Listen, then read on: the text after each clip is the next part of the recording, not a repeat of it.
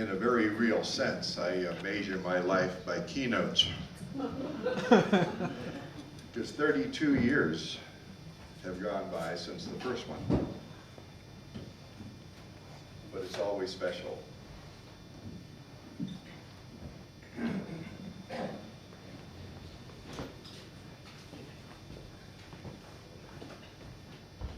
Always there had been Indians in Zane Grey's life. Even back at his earliest memories, quote, "Toward the end of those days which are so opaque and misty, in memory came the times when I used to run off and hide in the woods or in the cornfield or in the brush. I cannot remember why I did this or how I occupied myself, except that invariably I was found stark naked. Then I knew nothing at all about my Indian heritage. I was part Indian. That blood came from the Zane side of my family, from Colonel Ebenezer Zane, whose first wife was a McCulloch, who was half Indian. One time I went far afield and got lost in a brook and was not discovered until dark. That stunt earned me my first whipping, and there was nothing obscure about my remembrance of that. I never got lost after that, and no matter how much I hid in the brush, I kept my clothes on, the living past." Though he himself was only 1/32nd Indian, always Grey gloried in it. Indeed, when he hit the big time, and sales-wise, was #1 author in the world. More often than not, and you'll see this, by the way, when you look through those books in the back, when you look at the back of the book, you will see in banner type this line: "The blood of Indian chiefs flows in his veins." Though Vanishing American may be considered his one great Indian novel, it is but one portion of a lifelong obsession with the Native American in our nation's story. Rare is a Zane Grey book that fails to reference our nation's first people. Not always sympathetic, because for close to 300 years, there were two sides to every interaction: the displaced and the displacers. But just to give you a feel for the faithfulness of Grey's commitment to tell, retell, and retell again the Indian saga, listen to a few snatches taken from books down through the years. Books leading to Vanishing American.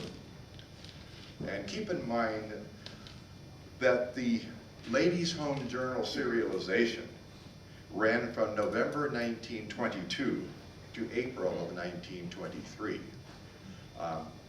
So that is a 6-month period of serialization that hit the US like a mega bomb for many reasons. And we will see some of those both during this keynote and later during the convention. The book itself wouldn't be published until 2 years later, and as we will see, that had all kinds of implications, this delay between the two. First quote: "Sad too is the thought that the poor Indian is unmourned. He is almost forgotten. He is in the shadow. His songs are sung. No more will he sing to his dusky bride. His deeds are done. No more will he boast of his all-conquering arm, or of his speed like the north wind. No more will his heart bound at the whistle of the stag, for he sleeps in the shade of the oak, under the moss and the ferns." Betty Zane, 1903. Quote: "Seldom had the rights of the red men been thought of. The settler pushed onward, plodding as it were, behind the plow with a rifle. He regarded the Indian as little better than a beast. He was easier to kill than to tame. How little the settler knew the proud independence, the wisdom, the stainless chastity of honor, which belongs so truly to so many Indian chiefs. Spirit of the Border, 1906. Quote, the whole outward life of the Indian was concerned with the material aspects of nature: dust, rock, air, wind, smoke, cedars, the beasts of the desert. These things made the Indians' day. The Navajos were worshipers of the physical. The sun was their supreme god. In the mornings when the gray of dawn flushed to rosy red, they began their chant to the sun.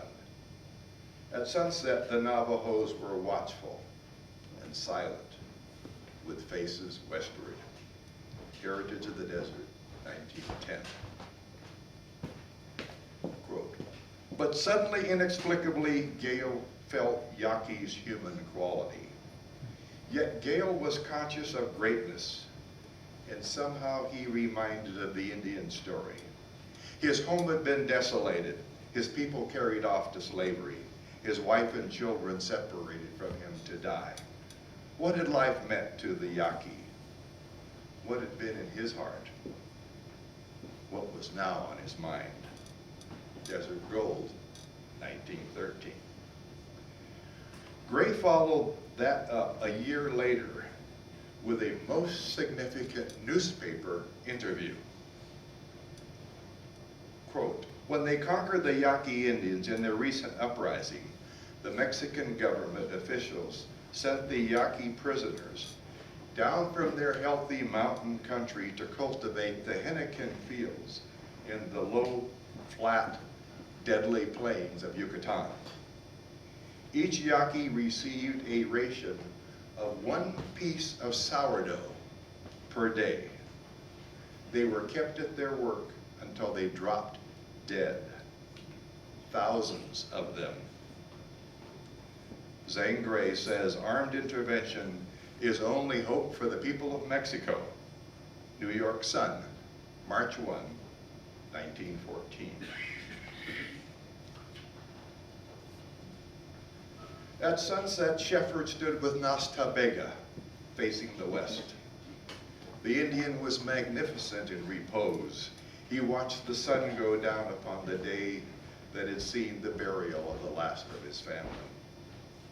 He resembled an impassive destiny upon which no shocks fell.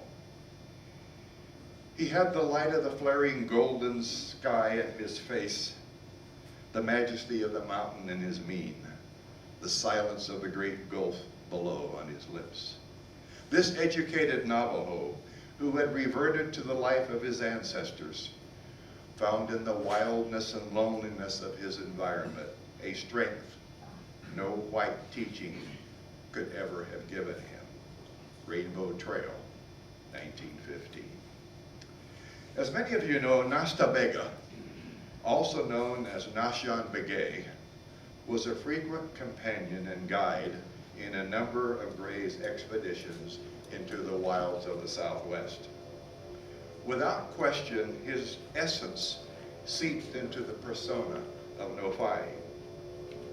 Well over half a century later, newspapers around the country ran an article and photo titled "Delayed Payment," which read, Jim Mike, a Paiute Indian, believed to be 101 years old, held a $50 bill yesterday presented to him by the National Park Service for scouting services rendered in 1909 to the expedition that discovered the Rainbow Bridge in Utah.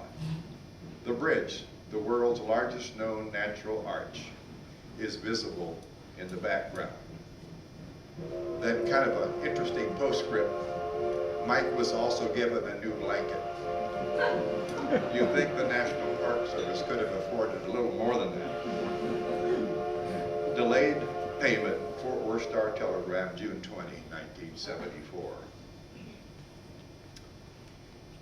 He, an old Sioux chief, recognized a superior race, but not a nobler one. White men would glut the treasures of water and earth. The Indian had been born to hunt his meat, to repel his red foes, to watch the clouds and serve his gods. But these white men would come like a great flight of grasshoppers to cover the length and breadth of the prairie land. The buffalo would roll away like a dust cloud in the distance and never return. No meat for the Indian, no grass for his Mustang, no place for his home. The Sioux must fight till he died, or be driven back into waste places where grief and hardship would end him. Red and dusky, the sun was setting beyond the desert. The old chief swept aloft his arm, and then in acceptance of the inevitable bitterness, he stood in magnificent austerity, somber as death. Seeing in this railroad train creeping, fading into the rusty sunset, a symbol of the destiny of the Indian, vanishing, vanishing, vanishing. The UP Trail, 1918. But Gray didn't feel that the Indian story had been fully told in Vanishing America. The following excerpts are taken from books written afterwards. "White man gold mad," said the chief. "No happy little gold, want dig all. He hog damn fool." Adam divined in the dark, impassive face of his guide something of the Indian's contempt for the white man's frenzy over gold. Wander of the Wasteland, 1923. Who yet has ever told the story of the Indian, the truth, the spirit, the soul of his tragedy? As we went our way, I looked back to see this Seminole standing in his canoe, watching us. Somehow he seemed a sad figure, a part of the strange race that was perishing, a vanishing American in the Everglades. Tales of Southern Rivers, 1924. The chief worshiped the sun, loved his people, and the wild, lonely land he believed was his. And if there was in his tribe a brave who was a liar, or coward, or thief, or a squaw who broke the law, death was his or her portion. Thundering Herd, 1925. Clint had somehow always felt that the white men were in the wrong. They had no right to usurp the hunting grounds of the Indian tribes, to take their domain from them. Up to the hours of his mother's murder, Clint had secretly felt sympathy for the savage tribes of the West, who must, no matter what was said to the contrary, someday be driven back into the wastelands to starve. Fighting Caravans, 1929. But of late, the Comanches and the Kiowas had gone on the warpath. There had always been Indian depredations in Texas. However, nothing so serious as threatened now. Bright concluded the buffalo meat and hide hunters were responsible.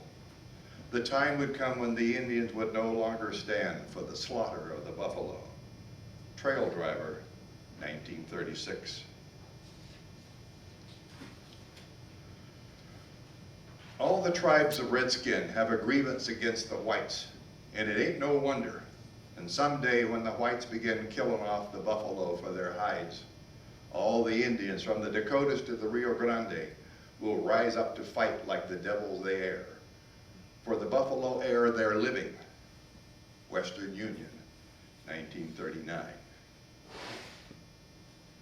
Britt was one who sympathized with the red man. He sensed the romance of Carson's day, when the Eastern demand for beaver hats made the fur hunters rich.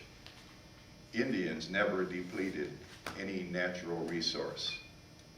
But the white trappers were the advance guard of that greedy army of adventurers who must strip the streams and hills. Knights of the Range, 1939. Why, if there is a God, did he make races, one to conquer the other, one to be superior to the other, one to break the hearts of the other? Did not the white man conquer my people? Are they not trying to force their superiority upon us? Captives of the Desert, 1952. Only in one novelette-length story, Blue Feather, did Gray ever go backwards in time to the heroic age of the Nopas, or Navajos. Of its origins, Romer Gray wrote, "The legend of Blue Feather was handed down among the Navajos from generation to generation.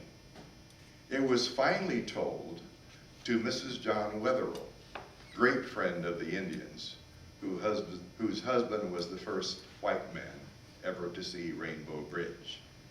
He first took my dad and Theodore Roosevelt there." Caption on back of the 1972 Manor paperback edition of Blue Feather. One of the greatest gifts Louisa Wetherell ever gave Gray was to tell him the gripping story of this great interracial romance. Our best achievement. That is how Gray described the first edition of Vanishing American to his wife, Dolly. In another first edition, Gray wrote, "Christmas, Altadena, December 1925. This is the book I would like to be judged by." It was on May 5, 1922, that Gray sat down with lapboard and sharpened pencils and began writing. He was in Avalon, and Dolly was back east. By May 12, he'd written the first 4 chapters. On May 26, he sent 7 chapters off to Dorothy Ackerman, a secretary, to proof. By early June, he'd grown dissatisfied with his original title, which was Desert Manna, and changed it to Vanishing American.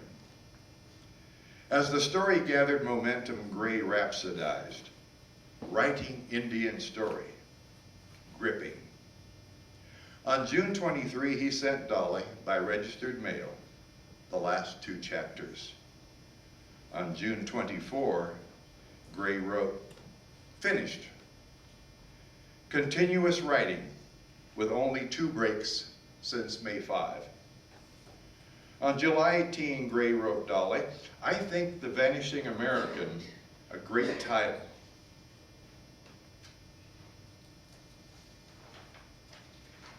So does Curie," and that would be Barton Curie, editor of Country Gentleman. "So did the Harper people. I'm sorry if I made my letter to them offensive, but they sure are a wooden-headed lot. Conditions have never been the same since Duneka and Hitchcock died." On August 2, Gray wrote Dolly informing her that the Vanishing American $20,000 check from Harper's had arrived. Back then, in terms of today's purchasing power, it would have been about $400,000. Gray, ever sensitive to the spirit of his age, and constantly fearing he might somehow lose his lead in the ideological battles being fought for thought leader supremacy, on June 11, 1923, groused in his letter to Dolly, "Oh, I wish I had not decided to publish Call of the Canyon next January. Have you seen the recent newspaper agitation of the Indian question? It comes from Washington and all over. I'm afraid I'll miss my opportunity with Vanishing American. How would it do to make VA after all? VA, he used the initials instead of the book, and put out publication of Call of the Canyon. I wonder. Muddying the waters even more was the fallout from the Ladies' Home Journal magazine installments. Up till then, clergymen had been united in praise for Gray's books. Somehow they'd been able to live with Gray's sorties into evolution, violence, sexuality, and hunting, etc. But now, inexplicably it seemed to Gray, almost en masse they arose in righteous indignation for Gray's scathing indictments of Protestant missionaries in Monument Valley struck a raw nerve. This one hit way too close to home. Had the book come out in the same time frame as the magazine serialization, all might have been well, for it would have been too late to alter the book's text. Not so with a time lag of almost 2 years. Because of all the public outcry, Harper's editors shuddered in their New York ivory towers.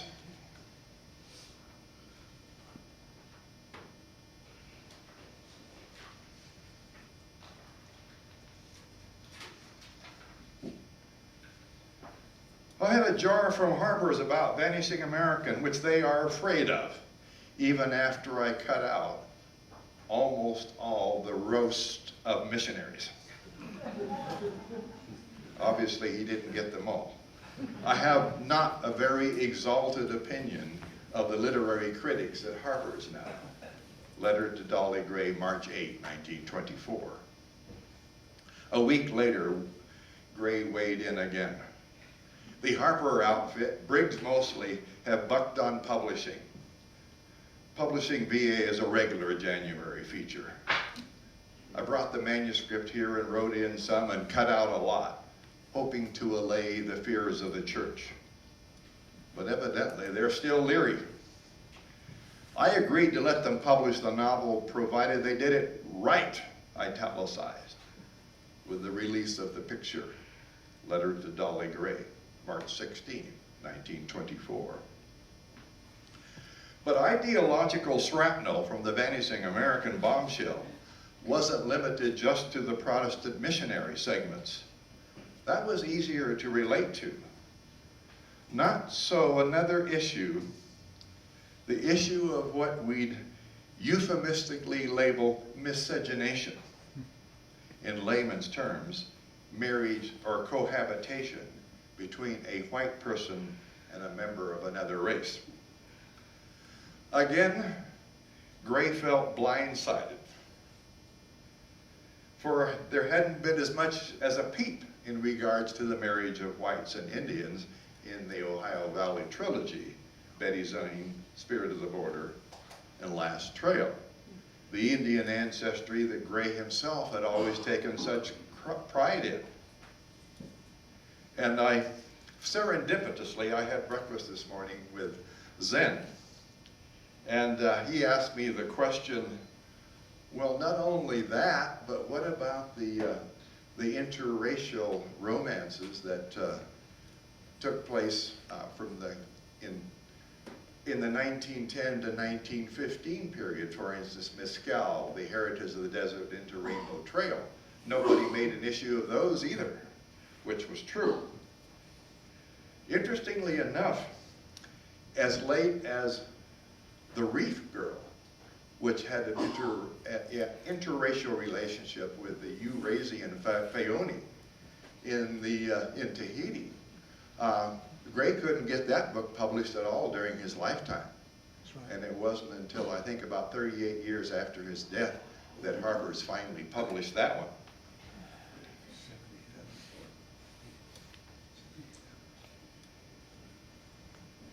So this is a perfect time to bring into our story the towering sports figure of Gray's age.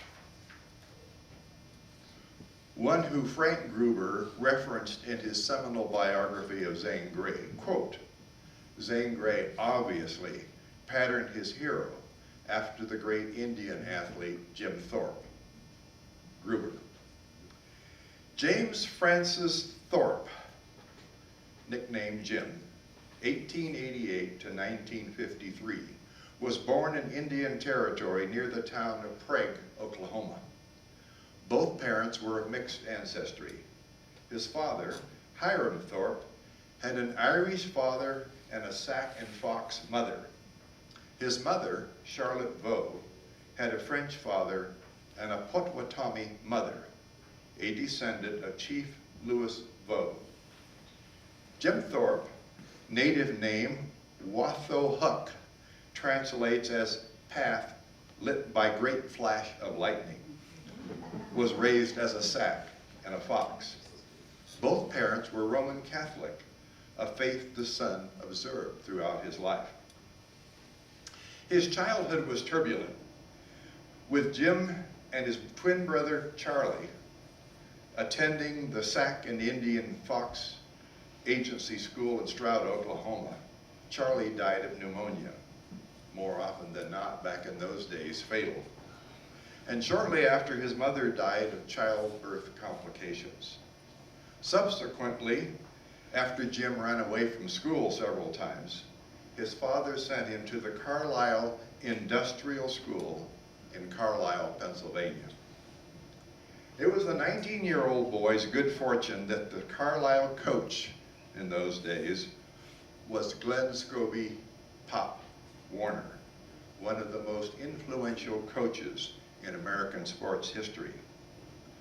Thorpe's incredible career began when in 1907 he happened to walk past the track where the school's high jumpers were practicing. Intrigued, he asked if he could be given a try. In street clothes, and having never jumped before, he cleared 5 feet 9 inches. Later, Thorpe asked Pop Warner if he could try out for football. Initially, the coach was unwilling to permit his best track and field athlete to compete in such a physical game. But against the team's best defense, Thorpe ran around and through their defense twice. Thorpe gained nationwide attention for the first time in 1911 as a running back, defensive back, place kicker, and punter. Thorpe scored all his team's points, 4 field goals and a touchdown in an 18-15 upset of Harvard, a top-ranked team in those days. His team finished the season 11-1. In 1912, Carlisle would win the National Collegiate Championship. Thorpe scored 25 touchdowns and 198 points during the season. Future President Dwight D. Eisenhower, who played against him that season in a 1961 speech, declared that here and there are some people who are supremely endowed. My memory goes back to Jim Thorpe. He never practiced in his life, and he could do anything better than any other football player I ever saw. He was awarded All-American honors in both 1911 and 1912. In the spring of 1912, he started training for the Olympics. Up till then, he'd confined his specialties to jumps, hurdles, and shot puts. He now added pole vaulting, javelin, discus, hammer, and 56-pound weights. In his tryouts, he made the Olympic team. For the 1912 Summer Olympics in Stockholm, Sweden, 2 new multi-disciplined events were featured, the pentathlon and the decathlon. The pentathlon, based on the ancient Greek event, consisted of the long jump, javelin throw, 200-meter dash, discus throw, and the 1,500-meter run. Thorpe was a natural for the decathlon, since he'd already proven he could run the 100-yard dash in 10 seconds, the 220 in 21.8, the 440 in 51.8, the 880 in 1.57, the mile in 4.35, the 120-yard hurdles in 15 seconds, the 220-yard low hurdles in 24 seconds. As if that wasn't enough, he could pole vault 11 feet, heave a shot put 47 feet 9 inches, throw the javelin 163 feet, and throw the discus 136 feet. Thorpe entered the Olympic trials for both the pentathlon and decathlon. In the pentathlon, he won 4 out of the 5 events, winning gold. He was so good, in fact, that before the event, someone stole his shoes. Not to worry, he rummaged around in a rubbish bin until he found some battered, mismatched shoes. He won anyway, with 2 different shoes and extra socks because one shoe was too big. In the decathlon, the only real competition that he faced was the local Swedish favorite, Hugo Weislander. Thorpe's margin of victory over him was more than 700 points. His Olympic record of 8,413 points would stand for almost 2 decades. When the team returned home, Thorpe was honored with a ticket tape parade on Broadway. But he was not permitted to enjoy his medals long. In January of 1913, a newspaper broke the story that Thorpe didn't deserve his medals because he played professional baseball in the Eastern Carolina League during 1909 to 1910. Meager pay though it was only $2 a game. That wasn't unusual, as you Zanies know, because Zane Grey himself played in the same off-season tournaments and with these teams. But most of them during those years used aliases. Thorpe was not streetwise enough to do it.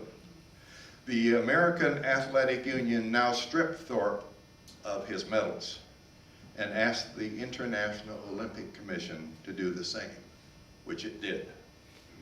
The only silver lining in all this was as soon as the news hit the headlines, Thorpe began receiving offers from professional sports clubs. He chose the New York Giants, and no small thanks to his joining them late that 1912-13 season, they repeated as National League champions. Immediately after the Giants lost the World Series, Thorpe and the Giants joined the Chicago White Sox on a nationwide, then worldwide tour. Thorpe was the unquestioned star. Thorpe continued playing professional baseball until 1922. Then, as if that wasn't enough, Thorpe turned to professional football, playing for 6 teams from 1920 to 1928. And then, not to leave basketball out, Thorpe and his world-famous Indians barnstormed for several years during the late 1920s. And we should not forget, shades of Vanishing American, that Thorpe also won the 1912 Intercollegiate Ballroom Dancing Championship. In retrospect, Thorpe appears almost superhuman. He was nominally the first president of the American Professional Football Association, today known as the National Football League. In a poll of sports fans conducted by ABC Sports, Sports was voted the greatest athlete of the 20th century, outranking the likes of Muhammad Ali, Babe Ruth, Jesse Owens, Wayne Gretzky, Jack Nicklaus, and Michael Jordan. In 1999, the Associated Press placed him 3rd on the list of the century's leading sports figures, edged out only by Babe Ruth and Michael Jordan. His story was dramatized in the 1951 film, Jim Thorpe, All-American. He is referenced twice in Disney's film, The World's Greatest Athlete, and was featured as a ghost figure in the 1994 film Wind Runner, A Spirited Journey.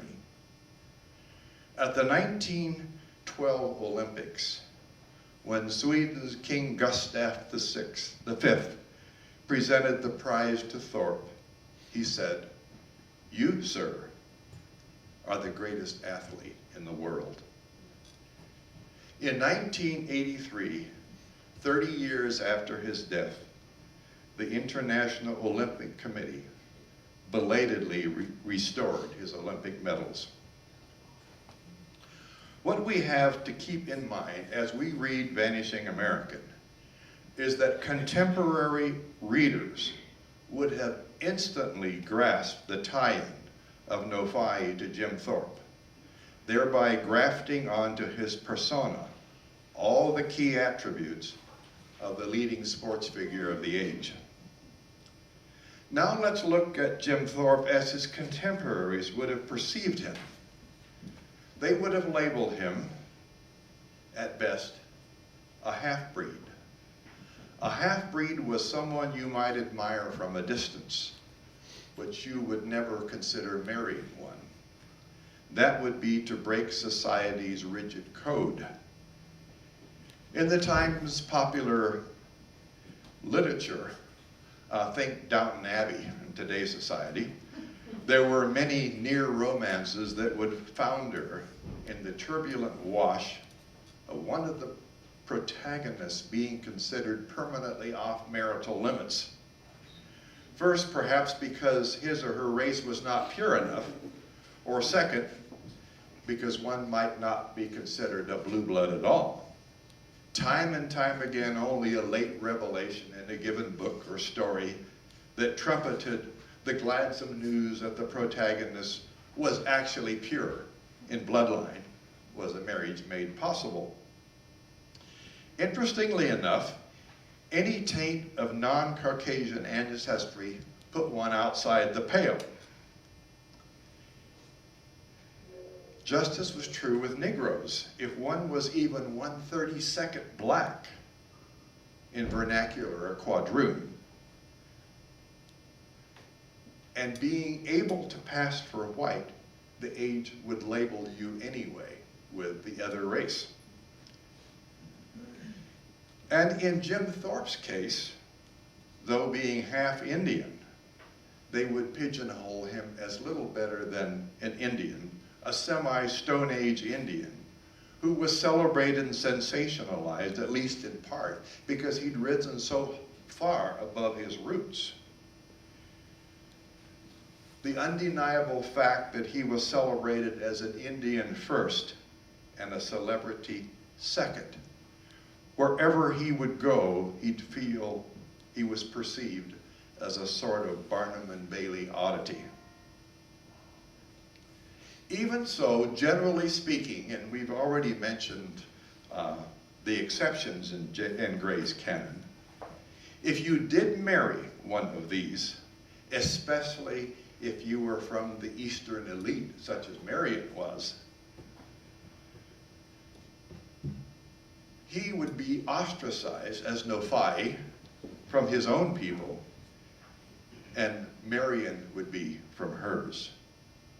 The result, it would lock them into a twilight limbo between two worlds,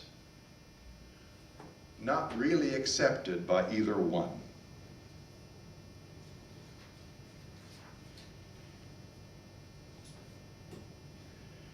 And only as we understand these realities, can we understand Nofai's inner torment over the cost to both of them if they married or cohabited with each other.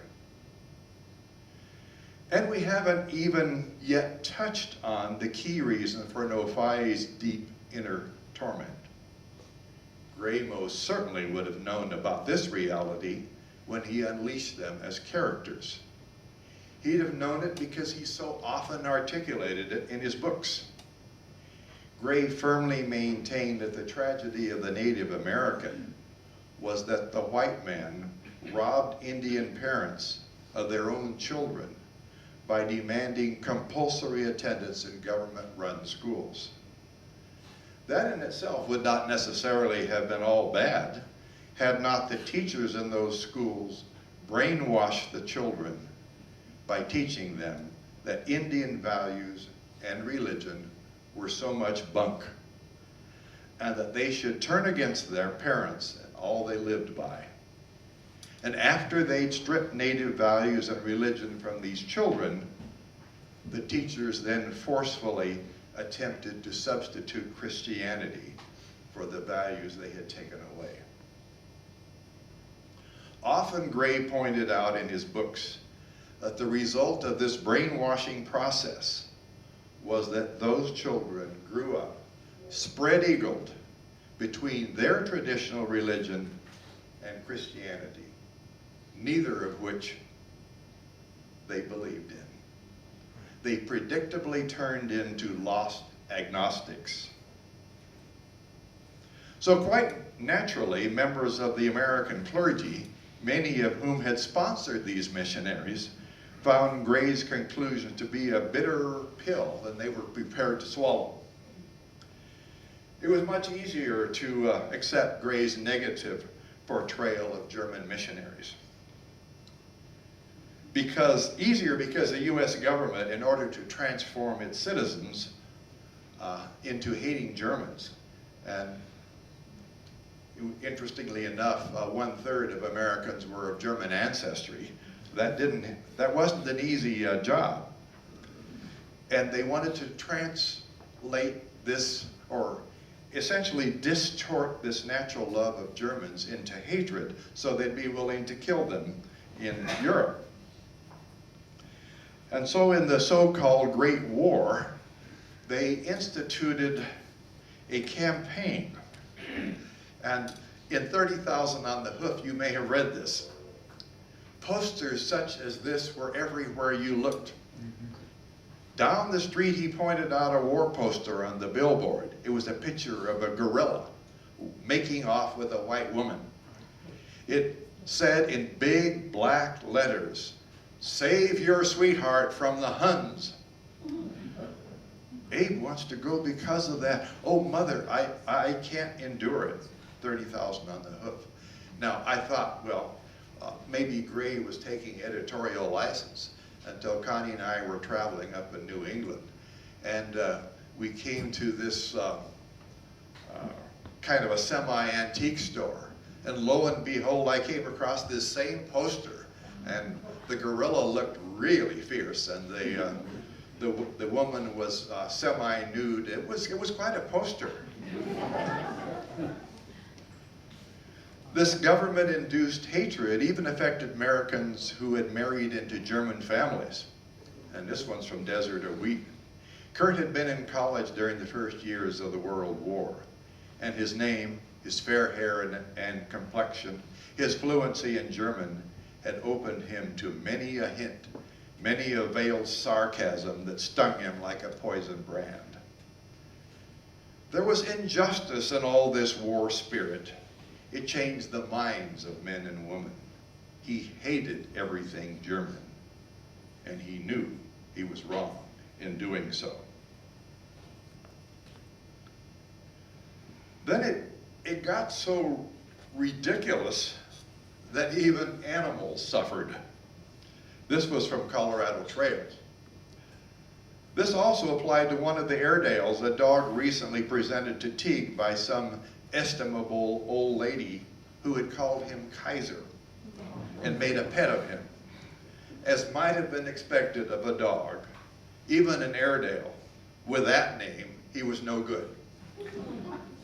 The war-induced jingoism even had its effect on Gray, and not just with his relationship with Dolly, whose German ancestry sometimes came up during quarrels.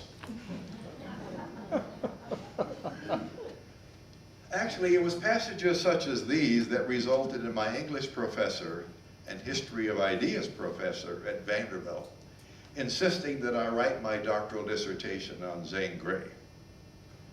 Their rationale, to History of Ideas scholars, a popular writer like Zane Grey, who was read to tatters by millions of people, yet who mirrored the age he wrote, during which he wrote, rather than critically distancing himself from it, was figuratively and literally a gold mine to history of ideas scholars.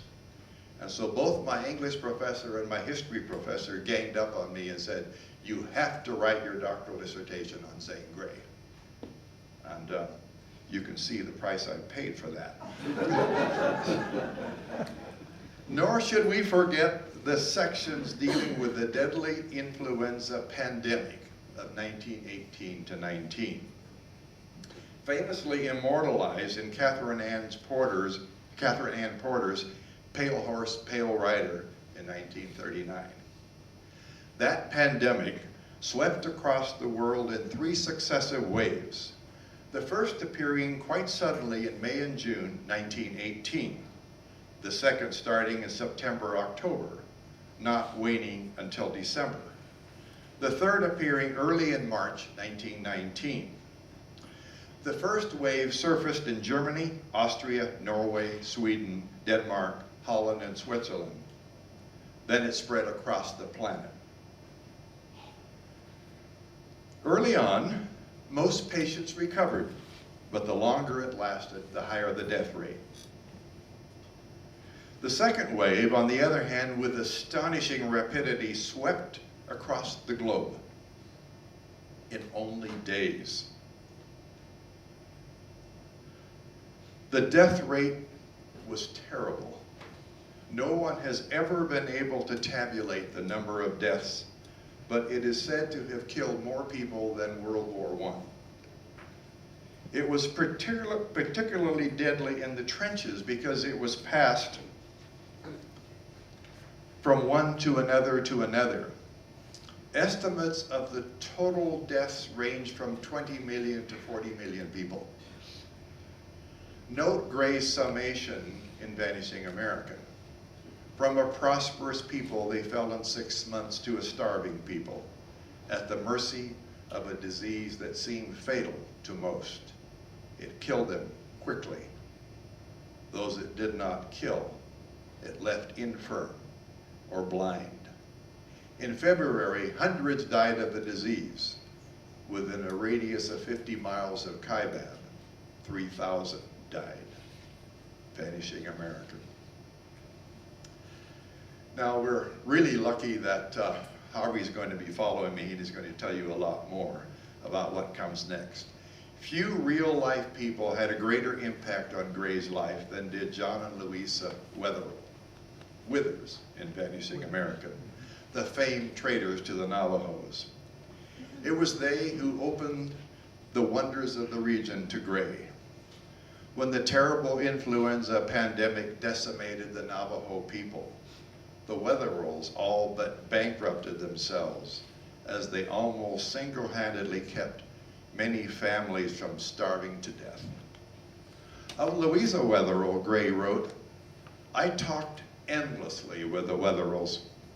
Mrs. Wetherell, whose Indian name was Asthon Sosi, knew more of the Navajos than any other white person. She had lived all her life among them. It was my good fortune to give to the world of readers much of her information down into the desert.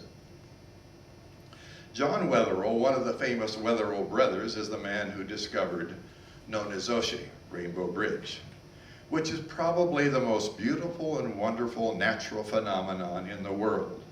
Wetherell owes the credit to his wife, who through her influence with the Indians, finally, after years, succeeded in getting the secret of the great bridge, Nonezoshe, the Rainbow Bridge. Few people, even Gray aficionados, are aware that it was to John Wetherell that Gray often entrusted the safety and health of his beloved horses. In August 1922, Doyle, one of Gray's favorite guides, had gone east to my place at Lackawaxen, Pennsylvania, to fetch Knight back to the ranch in Arizona. 7 or 8 years ago, I had brought Knight, Black Star, and Blanco Soul from Wetherell, the Navajo trader who lived on the Painted Desert. They were wonderful horses. I had a cowboy take them east, where for years they afforded me a great deal of excitement and happiness. Black Star and Saul never became well acclimated, and they died, much to my sorrow. But Night thrived in the east. As years went by, more and more of my time was spent in the west, until finally I took up my residence in California. Night was left behind in Pennsylvania. This gave me more grievance, and always I intended to send for him. Perhaps the advent of my new and wonderful horse, White Stockings, caused my conscience to twinge. Anyway, in August 1922, Night was brought back to the uplands of Arizona. And how he responded to his old environment is part of this story. It struck me that Night had come back into his own. He had never forgotten the smell of sage and pine, the wind of the desert, the loneliness of the uplands had never worn out of his blood. And when I saw him, I knew that was how he felt. I was happy to have brought him home, even though I might never be able to ride him. Night had always been a little too much horse for me.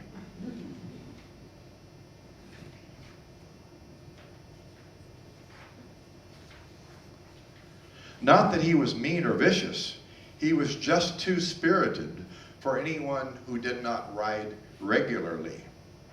It was great to see him prance and lope around with head up and lord it over all the other horses. They did not seem to note that something wonderful had happened to him, but he knew it. Bare Trails, Part 1.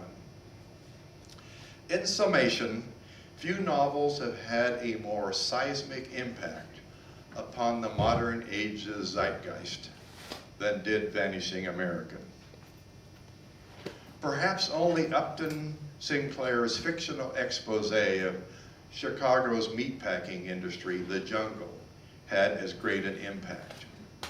By the time the magazine serialization, the book, and the movie had run their course, few in the Western world were unaffected by the ideological hornet's nests that were stirred up in the process.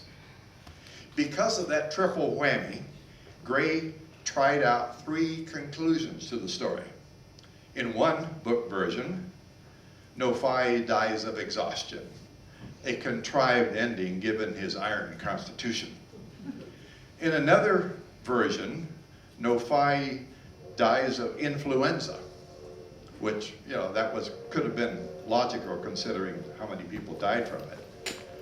In the third, and if you want to find the third one and you don't like the regular ending that's in the Harper's First and in most of the others, pick up the Vanishing American paperback, the revised one with this cover. And in that one, Nofai becomes a Christian, lives to consummate his love with Marion. Really, it's difficult for me to conceive of Gray being very happy with any of these 3 endings, because by this time, when he and his Harpers had battled over the fallout from the magazine serialization over a 2-year period, he clearly felt powerless to arrive at any one clearly articulated conclusion. I shall close this brief study with excerpts from 5 fan letters written to Gray. And as I read these, I'd like you to imagine, instead of me up here, it's Zane Grey. And imagine what he thought when he got these 5 letters. Letter to Zane Grey from Mildred LaRue, April 15, 1923. Now, keeping in mind, November of 22 to April of 23. This one, when you see April 15 of 23, you know that the reader is coming to the end of the serialization. The writer has just finished the last installment and has been stirred as by no other story. What she wants to know is, are these conditions in the story actually true in regard to the Indians? If so, isn't there something we can do about it?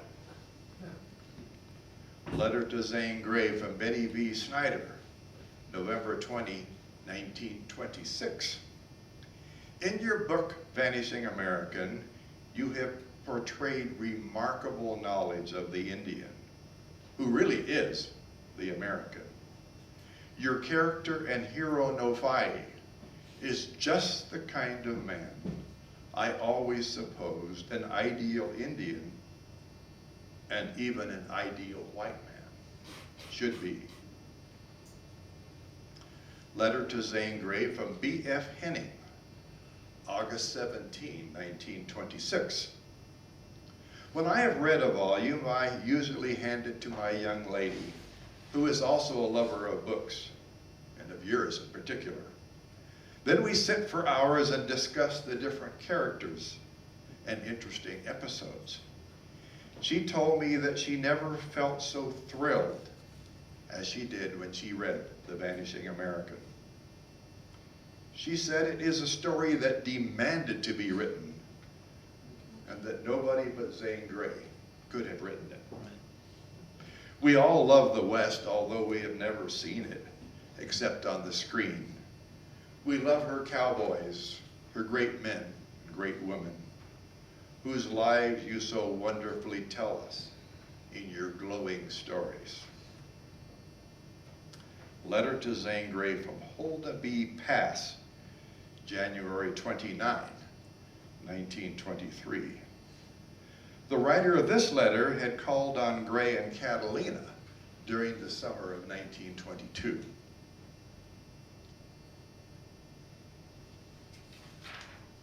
During our conversation, you told us you were writing a story called The Vanishing American, and that it was taking you 10 years to complete, but that you expected to finish it shortly, after which it would appear in the Ladies' Home Journal.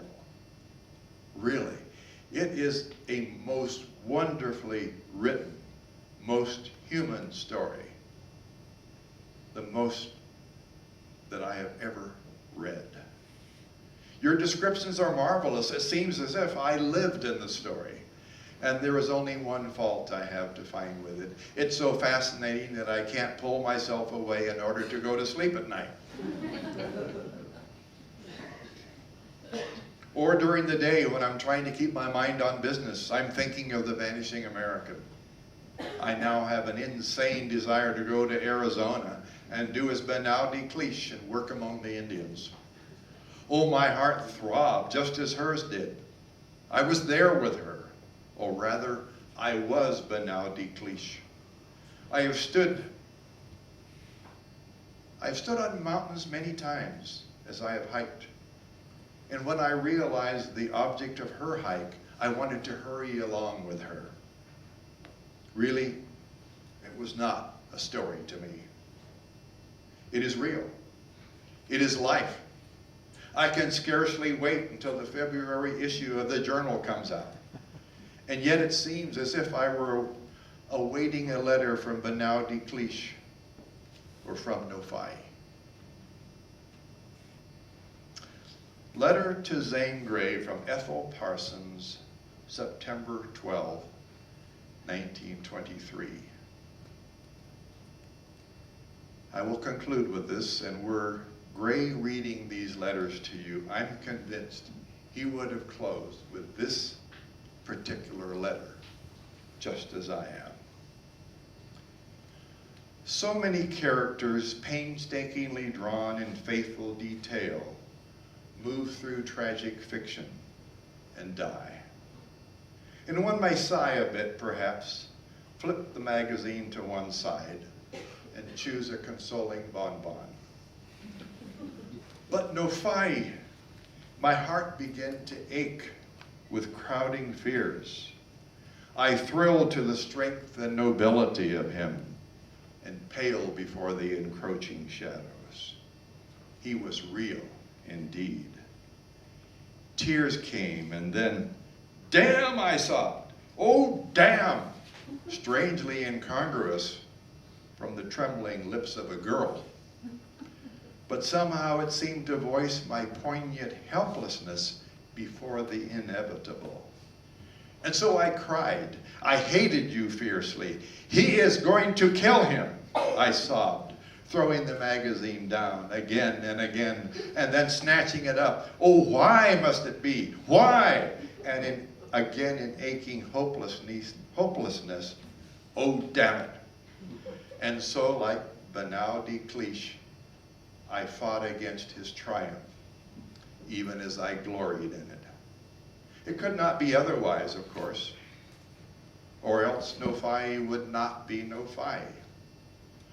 But I do not believe I can ever fully forgive you. Real? The Bible says the things which are seen are temporal, but the things that are not seen are eternal. Nophi is a bit of that wistful, beautiful, intangible that dwells in my heart forever. And I thank you that I've had the privilege of knowing him.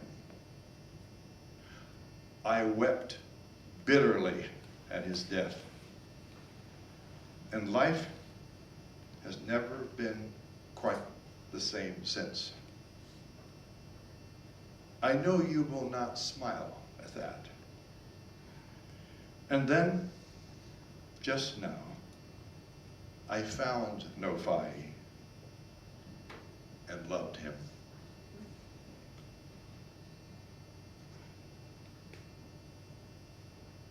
He is not true to life, someone scoffs. Impossible. But I know that it is wrong.